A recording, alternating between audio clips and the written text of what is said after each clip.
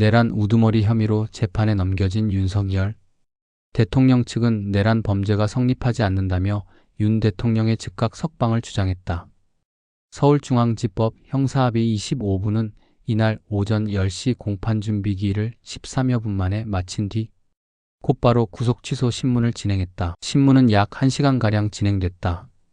윤 대통령 변호인은 검찰이 지난달 25일이었던 구속 기한이 지난 뒤 26일 윤 대통령을 기소했으므로 위법한 구속이라고 주장했다.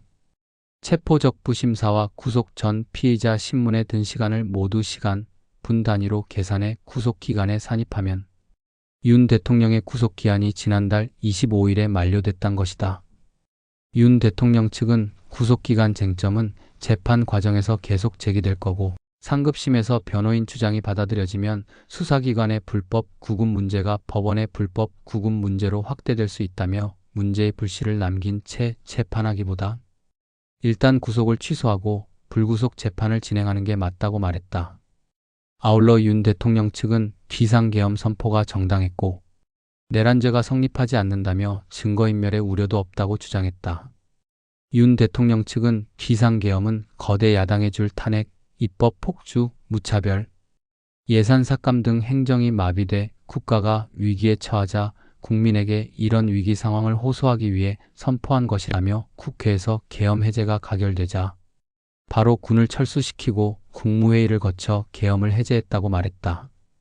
또 고위공직자범죄수사처에서 서울중앙지검으로 사건을 송부할 때 윤 대통령 신병을 넘기는 별도의 절차가 필요하지만 이를 거치지 않았다고 주장했다. 반면 검찰은 윤 대통령 측 주장을 반박하며 구속 취소 청구가 기각돼야 한다고 주장했다. 구속기간이 지났다는 주장에 대해선 형사소송법이나 지금껏 법원 판례에 따르면 구속기간은 시간이 아닌 날로 계산하는 데 이론의 여지가 없다며 유효한 구속기간 내에 적법하게 기소됐다고 반박했다. 또 구속 기소 이후 아무런 사정 변경이 없어 여전히 증거인멸의 염려가 크다며 불구속 재판이 이루어질 경우 주요 인사, 측근과의 만남이 많을 수 있다고 했다.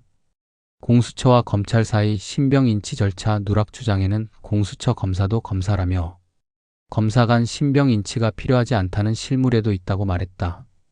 윤 대통령 측의 공수처 수사 위법성 주장에도 검찰은 이미 법원이 공수처가 청구한 체포영장을 발부했고 체포영장에 대한 이의신청도 기각했다며 영장 재판을 통해 적법성이 인정됐다고 주장했다. 재판부는 양측에 10일 이내에 의견서를 낼 게 있으면 제출하라고 안내하고 신문을 마쳤다.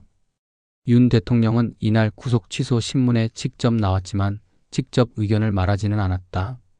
신문을 마친 후 이날 오후 3시 헌법재판소에서 진행되는 탄핵심판 10차 변론 기일에도 직접 참석할 예정이다.